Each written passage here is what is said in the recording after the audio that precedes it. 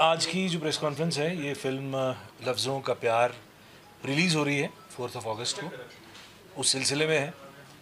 इस फिल्म के लेखक और निर्देशक यानी राइटर एंड डायरेक्टर हैं मिस्टर धीरज मिश्रा और इसे प्रोड्यूस किया है मिस्टर अशोक साहनी जी ने और उन्होंने ही लिरिक्स लिखा है।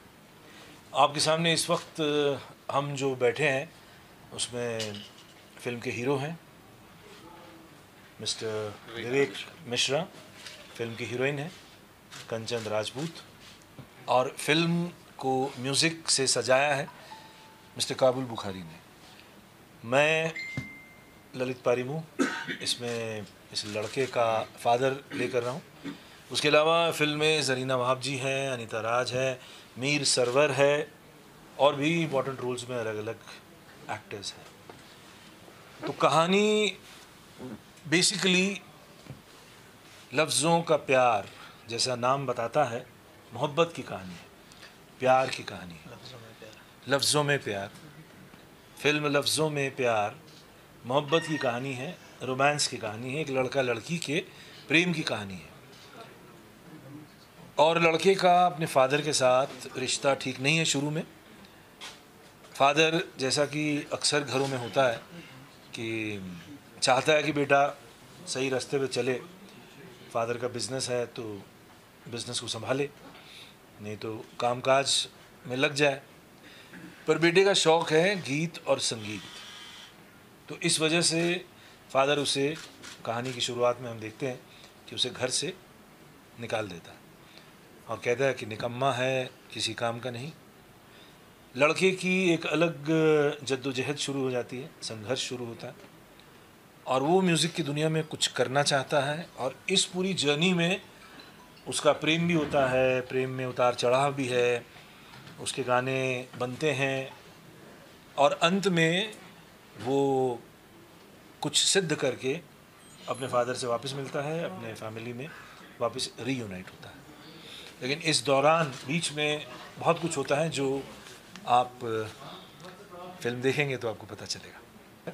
फ़िलहाल तो बिज़नेस के पॉइंट ऑफ व्यू से ही हमें देखना चाहिए, बिकॉज़ सब तरफ से कोशिश यही हो रही है कि कश्मीर को एक बार फिर मेन स्ट्रीम इंडिया में लाया जाए या मेन स्ट्रीम स्टेट बनाया जाए और यहाँ पे जो है सबको रोज़गार मिले, सबके जीवन में खुशहाली आए, वो ज़रूरी है। तो वो इकोनॉमिक एक्टिविटी से ही होगा। बाकी जो दुख दर्द और ज़ख्म सबके दिलों में है, वो ऐसा संजीदा सब्जेक्ट है, उसमें हर तरफ से एक राय होना बड़ा मुश्किल है। अगर आप एक पक्ष उठाते हैं तो दूसरा पक्ष जो है वो विरोध करेगा, दूसरा पक्ष उठाते हैं तो ये पक्ष विरोध करेगा। इसीलिए जो टॉप के लोग हैं या जो लोग movers and shakers of society हैं, वो कंट्रोवर्सी में पड़ना नहीं चाहते। इवन फिल्म मेकर्स भी कंट्रोवर्सी में पड़ना नहीं चाहते। मैंने एक और लोकल फिल्म डायरेक्टर हैं दानिश रिंजू, उनके साथ अभी एक फिल्म में काम किया जो यहाँ की एक बड़ी मशहूर आर्टिस्ट वोकलिस्ट राज बेगम जी, उनकी ज़िंदगी पर बेस्ड है। मैंने राज बेगम को जिन्होंने म्यूज़िक की दुनिया में आगे लाया, भजन सोपोरी, उसका कैरेक्टर प्ले किया है। तो उस फिल्म में गाने ही गाने हैं, खूबसूरत गाने हैं और तब के गाने हैं 50s, 40s, 60s, 70s के, जब राज बेगम ने यहाँ के लोगों के दिलों पर राज किया था। हालांकि उनकी ज़िंदगी में बहुत सारे उतार चढ़ाव आए, वो अलग बात है, लेकिन हो रहा है। कश्मीर के लोगों से कनेक्टेड जो सब्जेक्ट हैं, जो कंट्रोवर्सी नहीं क्रिएट करेंगे, उस पर काम हो ही रहा है। और अभी जहाँ तक मेरी पर्सनल विचारधारा है, वैसा ही होना चाहिए।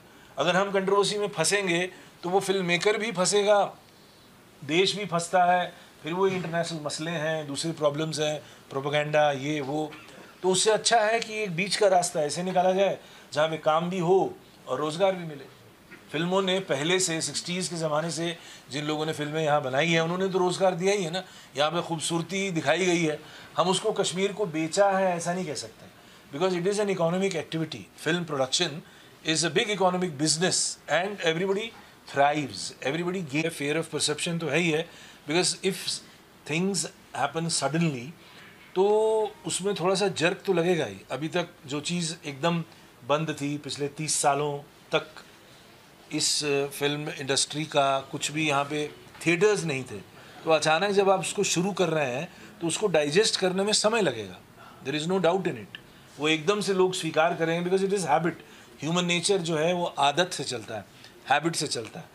जबकि हमारे पास मोबाइल फ़ोन है और सारे यूथ जो है फ़ोन पे सारी चीज़ों से कनेक्टेड हैं, चाहे वो इंस्टाग्राम हो या फेसबुक हो, तो उस पर भी वो फिल्में यूट्यूब वगैरह से देख ही लेते हैं।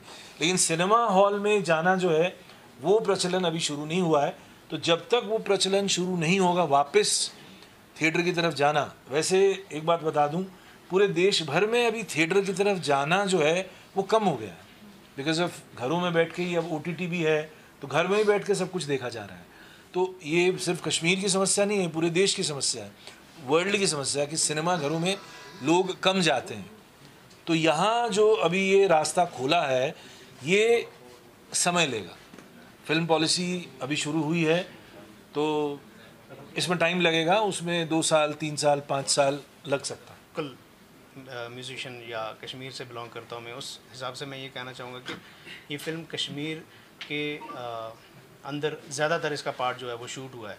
और जैसा कि अभी सर ने कहा कि बहुत बड़ी अपॉर्चुनिटी होती है कि एक फ़िल्म हमारे स्टेट में शूट होना, उसमें सबसे ख़ास बात यह है कि यहाँ के लोकल आर्टिस्ट को पार्टिसिपेट करने का मौका मिलता है।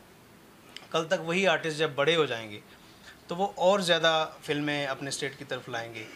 तो उसके अलावा जो बाकी जो लोकल छोटे लेवल पे जो मजदूरी का जो ये बोल रहे हैं या होटल्स का बिज़नेस है वो बढ़ रहा है, और ख़ास तौर से जो कश्मीर का जो टूरिज़्म है वो बहुत बड़े लेवल पे प्रमोट ट्रांसपोर्ट कितना बड़ा, और जब हमारा टूरिज़्म प्रमोट होगा तो जाहिर सी बात है कितने ज़्यादा सोर्सेज जो हैं वो ओपन हो जाएंगे हमारा यहाँ का बिज़नेस, लोकल बिज़नेस बढ़ने के लिए। तो एक फ़िल्म अपनी जगह पे एक अच्छी कहानी है, खूबसूरत म्यूज़िक है उसका, एक वो एक एंटरटेनमेंट का है ही एक ज़रिया, लेकिन उसके अलावा कश्मीर के लिए बहुत बेनिफिशियल है ये चीज़ कि यहाँ पे जितनी भी फिल्में बन रही हैं और फ्यूचर में काफ़ी सारे प्लान्स और भी चल रहे हैं।